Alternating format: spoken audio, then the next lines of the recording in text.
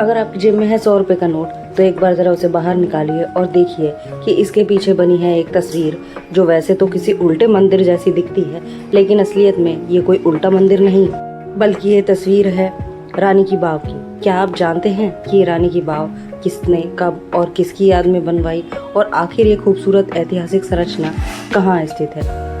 भारत के गुजरात राज्य के पाटन जिले में स्थित रानी की बाव सरस्वती नदी के किनारे निर्मित की गई थी, जो 64 मीटर लंबी और 20 मीटर चौड़ी है, जबकि इसकी गहराई लगभग 27 मीटर है।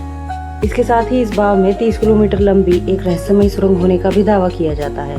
इसका मुख पूर्व दिशा में खुलता है और इसके साथ ही बावड़ी की अंदरूनी दीवारों पर 800 से ज्यादा मूर्तियां बनाई गई हैं, जिसमें अप्सराओं और ऋषियों की भी मूर्तियां इसकी दीवारों पर आपको दिख जाएंगी।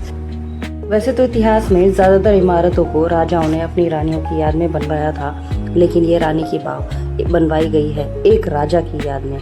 कहा जाता है इसे 11वीं शताब्दी में गुजरात के सोलंकी राजवंश की रानी उदयमती ने अपने स्वर्गवासी पति चालुक्य वंश के राजा भीमदेव की याद में बनवाया था। पाटन, जिसे प्राचीन काल में अनहिलवाड़ा के नाम से जाना जाता था, में स्थित रानी की बाव जो प्रसिद्ध है अपनी जटिल वास्तुकला और ऐतिहासिक महत्व के लिए। सरस्वती नदी में आई बाढ़ के कारण गाद से भर जाने की वजह से 1940 के दशक में इसे फिर से खोजा गया और 1980 के दशक में भारतीय पुरातत्व विभाग द्वारा इसको जीर्णोद्धारित किया गया और सन 2014 से यह यूनेस्को की विश्व धरोहर स्थल में सम्मिलित है। आरबीआई द्वारा इस बावड़ी को 100 रुपए के नोट पर चित्रित कर इसकी लोकप्रियता और महत्व को दर्शाया गया है।